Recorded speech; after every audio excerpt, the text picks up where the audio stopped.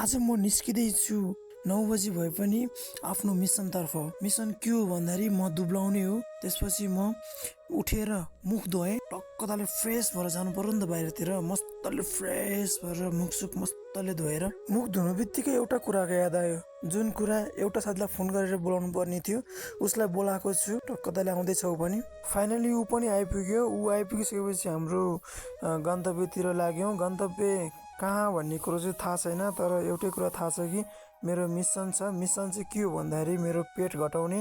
पेट चाहिँ यो पहाडभन्दा ठुलो हुसुसुसुस ठुलो छ। यो पेटलाई चाहिँ स्लिम बनाएर टक्क फिट भएर ज्यान खतरा बनाएर जिम जानुपर्छ। त्यही भएर मात्रै हो। हिँड्दैछौँ अनि भ्लग पनि बनाउँदैछौँ। भ्लगमा चाहिँ के हुन्छ भन्ने कुरा हामीले कल्पना पनि गर्न सकेका छैनौँ। कस्तो कस्तो भिडियो खिच्ने भन्ने कुरा नलेज पनि छैन अनि कन्फिडेन्ट लेभल पनि जेरो छ।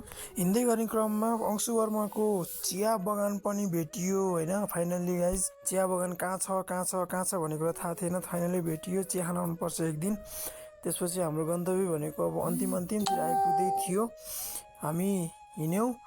हिँड्दै पसिनाले खलखल चाहिँ भएको छैन। दकुर्न पाएको भए मस्तले खलखल पसिना आउँथ्यो, तर दकुर्नलाई खासै इनर्जी छैन। इनर्जी छ पेटमा मात्रै छ, अन्त छैन। त्यही भएर गाह्रो छ।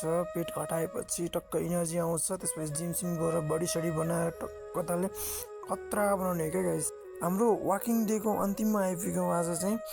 अब यस्तै छ गाइज। अब काम गर्ने भइसकेपछि 10 बजिसकेपछि 1 घन्टाको हिँडाइ थियो खासमा। 10 बजिसकेपछि सामान बोकेर टक्क आफ्नै काम गर्ने ठाउँमा कर्मथलो आइयो। आजको भिडियो कस्तो लाग्यो त गाइज? लाइक, कमेन्ट, सेयर अनि सब्सक्राइब गरिदिनुहोस् ल।